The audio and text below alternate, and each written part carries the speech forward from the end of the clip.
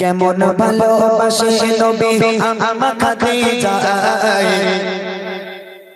কেমন ভালোবাসে নবী আমার খাদিজা, যে ভালোবাসায় খুশি হলেন আল্লাহ দয়াময়, যে ভালোবাসায় খুশি হলেন আল্লাহ দয়াময়। কেমন ভালোবাসে নবী আমার খাদিজা, কেমন ভালোবাসে নবী আমার খাদিজা, যে ভালোবাসায় খুশি হলেন আল্লাহ দয়াময়, যে ভালোবাসায় খুশি হলেন আল্লাহ দয়াময়। ধনী ঘরের মেয়ে হয়ে আম্মা খাদিজা নবীর কাছে সে বলে করব জিকার। ধনী ঘরের মেয়ে হয়ে আম্মা খাদিজা নবীর কাছে সে বলে করব জিকার।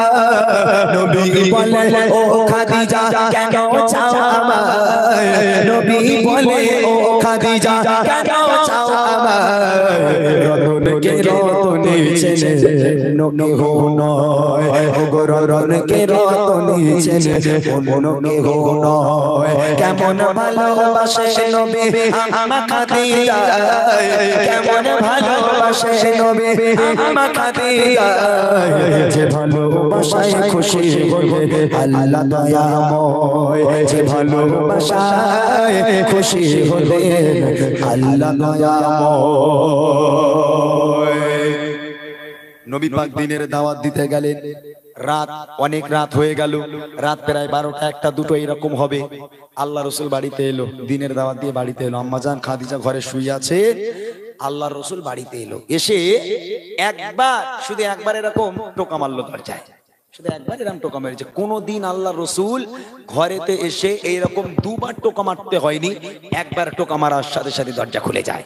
আল্লাহ রসুল বলছেন, ও খাদিজা তুমি কি ঘুমাও না, তুমি কি ঘুমাও না, তুমি কি সারা রাত বসে থাকো, আমি একবার টোকা মারার সাথে সাথে দরজা খুলে দিচ্ছ, কেমন করে পারো খাদিজা? আম্মাজান খাদিজা বলে, হে আমার স্বামী, হে আল্লাহর পয়গম্বর, আপনি যখন বাইরে থাকেন দিনের দাওয়াত দেন, আমি খাদিজা ঘুমাতে পারি না, ভয় হয়, চিন্তা হয়, খুব টেনশন হয়, না জানি কাফেরেরা আপনার উপর অত্যাচার হামলা করলো কিনা, আমি খাদিজা আপনার চিন্তায় ঘুমাতে পারি না। আমার মায়েরা পারবে, যদি কোনো ছেলে রাত 1টার সময় কাজ থেকে বাড়ি আসে, এসে দরজা টোকা মারা দূর কথা ঘুষি মেরে মেরে দরজা ফেটে গেল, বিবির আর ঘুম ভাঙে না। ও আল্লাহ কি ভালোবাসা স্বামীর প্রতি।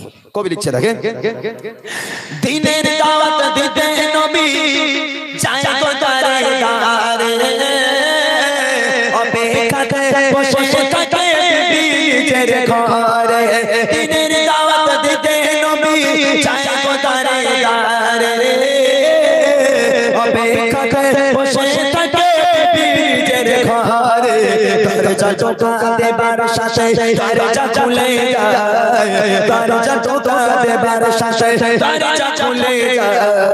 বিবি বলে আপনি ছাড়া ঘুম নাহি হয়, গো বিবি বলে আপনি ছাড়া ঘুম নাহি হয়। কেমন ভালোবাসে নবী আমার খাদিজা, কেমন ভালোবাসে নবী আমার খাদিজা, যে ভালোবাসায় খুশি হলেন আল্লাহ দয়াময়, যে ভালোবাসায় খুশি হলেন আল্লাহ দয়াময়।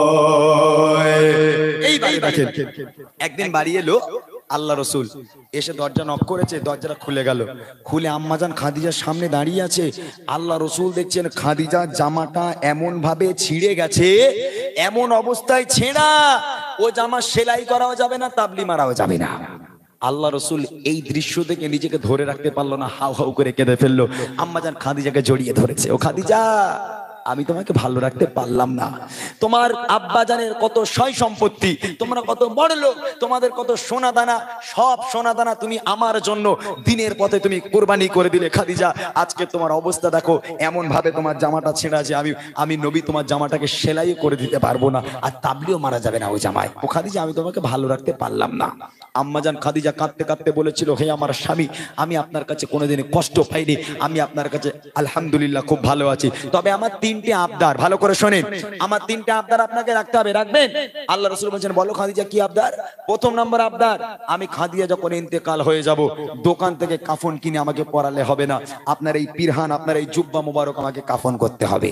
দ্বিতীয় নম্বর আবদার হলো, আমাকে যখন কবরে শোয়ানো হবে, আপনি নিজে কবরে নামবেন, কবরে নেমে কবরের চারপাশটা একটু হাঁটবেন, একটু হেঁটে তারপর কবরে আমাকে শোয়াবেন, কেননা কবর যখন আমাকে আযাবের জন্য পিষ্ট করবে, আপনার পায়ের ছাপ থাকলে কবর আমাকে আর পিষতে পারবে না। তৃতীয় নম্বর আবদার হলো, মুনকার নেকির ফারিস্তারা যতক্ষণ সওয়ালের জবাব না করবে ততক্ষণ পর্যন্ত আপনি আমার কবর থেকে যেতে পারবেন না, আমার মুনকার নেকির সওয়ালের জবাব পর্যন্ত কবরের ধারে বসে থাকতে হবে। আল্লাহ রাসূল বলল, খাদিজা আমি তোমার তিনটি আবদার মেনে নিলাম। এবার দেখেন কি হয়। বিবি বলে, ও গো স্বামী, মরণের পরে কবরে শোয়াবেন আমায় জুতা কাফন করে, কবরের চারিপাশে ঘুরবেন হেঁটে হেঁটে, কবর যেন নাহি পায় আমায় পিষে দিতে, থাকবেন বসে ফারিস্তাদের সওয়ালের সময়, থাকবেন বসে ফারিস্তাদের সওয়ালের সময়, কবরের কঠিন আযাব বড়ই ভয়ের হয়, ও গো কবরের কঠিন আযাব বড়ই ভয়ের হয়। কেমন ভালোবাসে নবী আম্মা খাদিজা, কেমন ভালোবাসে নবী আম্মা খাদিজা, যে ভালোবাসায় খুশি হলেন আল্লাহ দয়াময়, যে ভালোবাসায় খুশি হলেন আল্লাহ দয়াময়। ইন্তেকাল হয়ে গেল, আম্মাজান খাদিজা মারা গেল। আম্মাজান খাদিজার প্রথম নম্বর আবদার, জুব্বা কাফন করতে হবে। এই জুব্বা দিয়ে কাফন করা হলো। কাফন করে আম্মাজান খাদিজাকে যখন কবরস্থানে নিয়ে যাওয়া হলো, আল্লাহ রসুল নিজে কবরে নামলো, কবরে নেমে কবরের চারপাশটা একটু হেঁটে আল্লাহ রসুল নিজে আম্মাজান খাদিজাকে কবরে শোয়ালো। কবরে শোয়ানোর পর আমার যুবক ভাইরা জানে, যারা কবর দিতে যায়, মাটি দিতে যায়, তারা জানে যে মৃতদেহ, মৃত এই মুখটা পশ্চিম দিকে ঘোরানো হয়। তো আম্মাজান খাদিজাকে যখন কবরে শোয়ানো হলো, কবরে শোয়ানোর পর আম্মাজান খাদিজার মুখটা যতবার পশ্চিম দিকে ঘোরানো হয়, অটোমেটিক সামনে চলে আসে। আবার একবার চেষ্টা করা হলো, আবার একবার ওই মরা মুখটাকে নিয়ে পশ্চিম দিকে ঘোরানো হলো, আবার অটোমেটিক সামনের দিকে চলে এলো।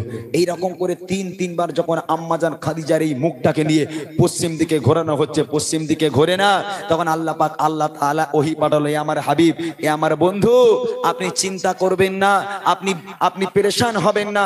আমি আল্লাহ চাই না আম্মাজান খাদিজার মুখটা, আমি আল্লাহ চাই না খাদিজার মুখটা পশ্চিম দিকে ঘোরানো থাক, কেননা খাদিজা দ্বীনের জন্য, ইসলামের জন্য এত কোরবানি করেছে, নিজেকে এত কষ্ট দিয়েছে, আমি খাদিজার উপরে এত খুশি হয়ে গেছি।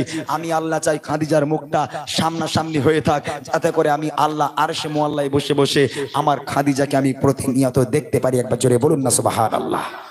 কি ভালোবাসে আমার আল্লাহ খাদিজাকে। তখন প্রশ্ন করেছিলাম না, আল্লাহ পাক আরশে আজিম থেকে দুনিয়ার বুকের একটা নারীকে সালাম পাঠিয়েছিল, এই সেই নারী আম্মাজান খাদিজা, যাকে আল্লাহ পাক মরণের পরেও বলছে খাদিজার মুখটা আরশে মুআল্লার দিকে হয়ে থাক, যাতে আমি আল্লাহ প্রতিনিয়ত খাদিজাকে দেখতে পারি। কি ভালোবাসা ছিল। শেষ কথায় কবি লিখছে, যত সময় খাদিজাকে কেবলাতে মুখ করে, ততবারে আসমানের ওই দিকে যায় যে ঘুরে, আল্লাহ বলে, ও গো নবী চিন্তার কিছু নাই, আল্লাহ বলে, ও গো নবী চিন্তার কিছু নাই, খাদিজা যায় দেখবো বলে আমি সর্বদাই, ও গো খাদিজা যায় দেখবো বলে আমি সর্বদাই। কেমন ভালোবাসে নবী আম্মা খাদিজা, কেমন ভালোবাসে নবী আম্মা খাদিজা, যে ভালোবাসায় খুশি হলেন আল্লাহ দয়াময়, যে ভালোবাসায় খুশি হলেন আল্লাহ দয়াময়, যে ভালোবাসায় খুশি হলেন আল্লাহ